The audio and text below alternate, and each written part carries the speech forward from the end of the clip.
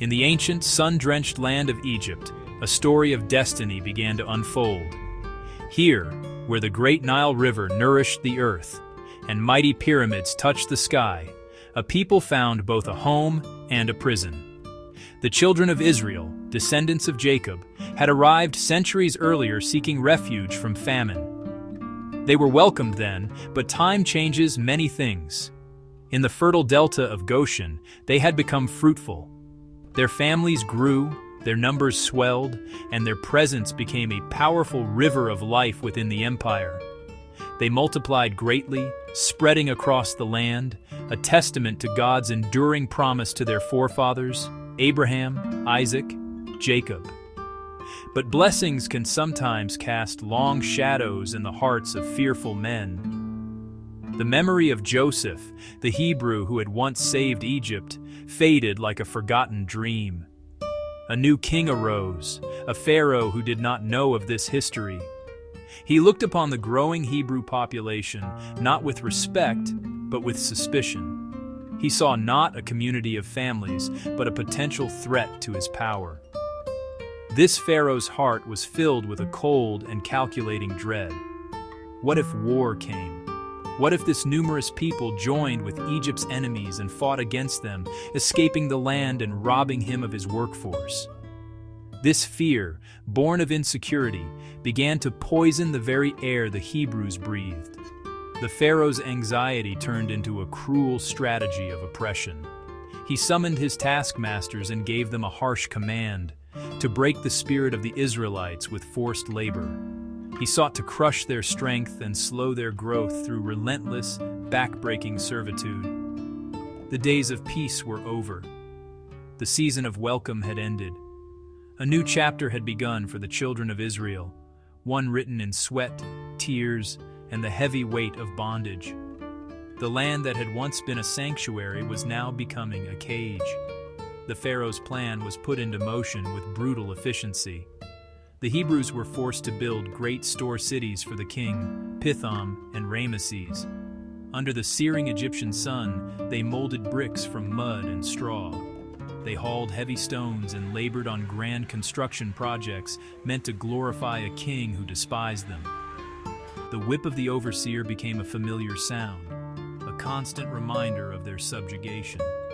Their freedom was stripped away, piece by piece, until their lives were defined by bitter, hard labor.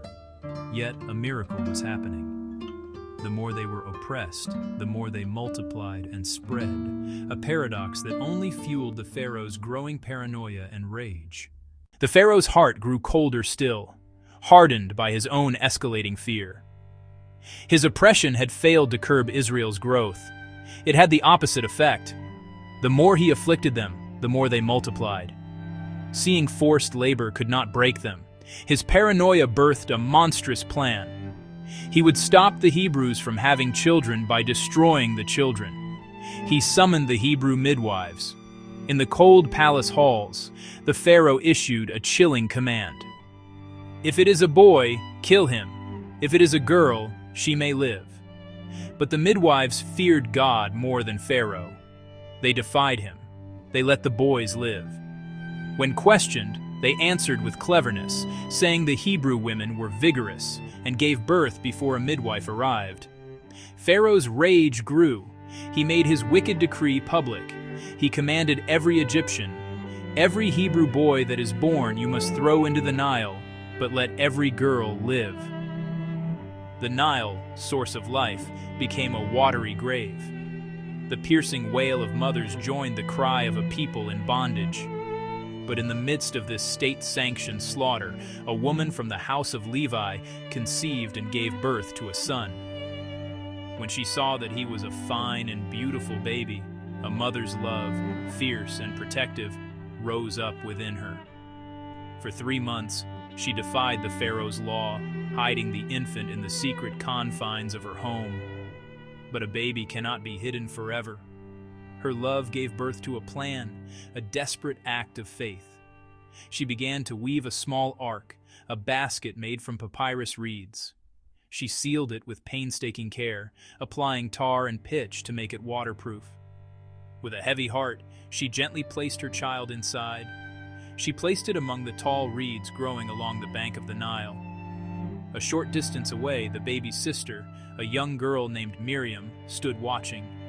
As she watched, a procession approached the riverbank. It was Pharaoh's own daughter. The princess's eyes fell upon the basket among the reeds. Curiosity piqued, she sent her slave girl to retrieve it. When human power seeks to destroy, God uses a mother's faith to preserve life. Slight lift in tone.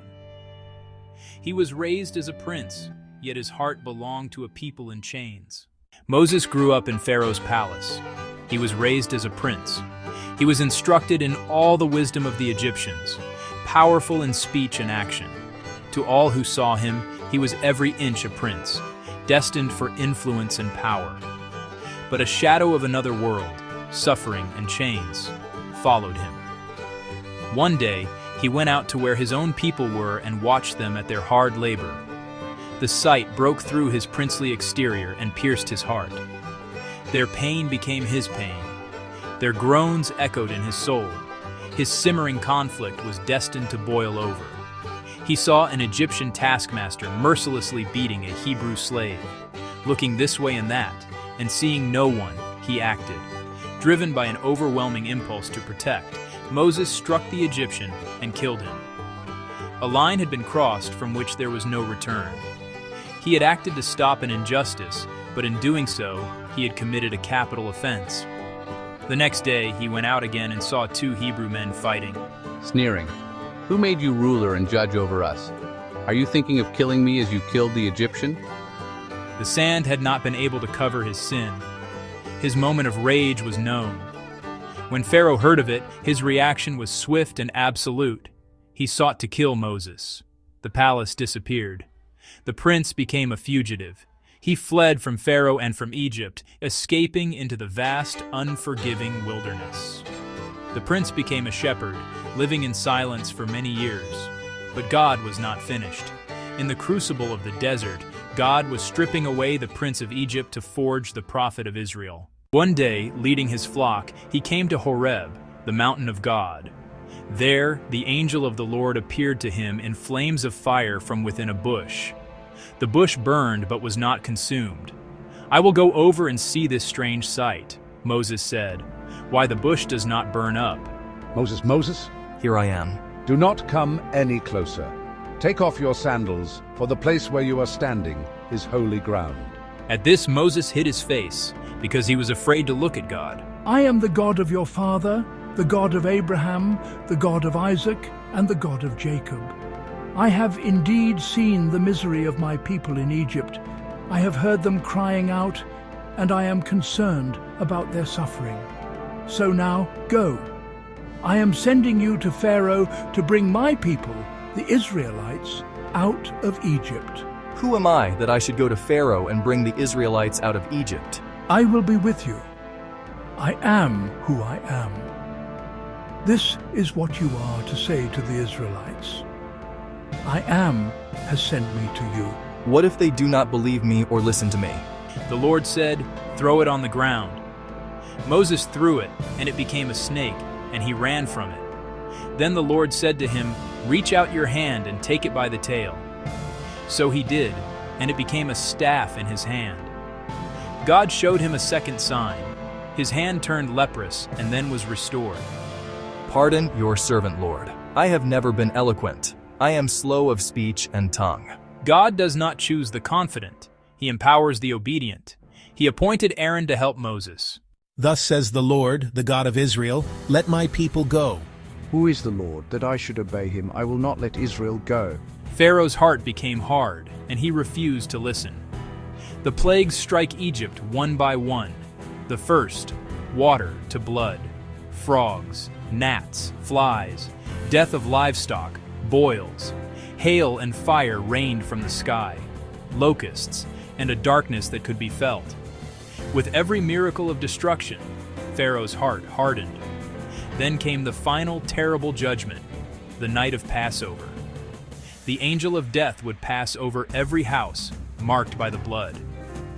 A loud wailing was heard throughout Egypt, for there was not a house without someone dead. Up! Leave my people, you and the Israelites. Go!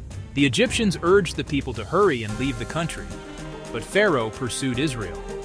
The Red Sea blocked their way. Do not be afraid, stand firm, and you will see the deliverance the Lord will bring you today. Moses lifted his staff. The sea parted. Israel walked through on dry ground. The waters returned and destroyed the Egyptian army. Israel stands free on the other side. Moses looks toward the future.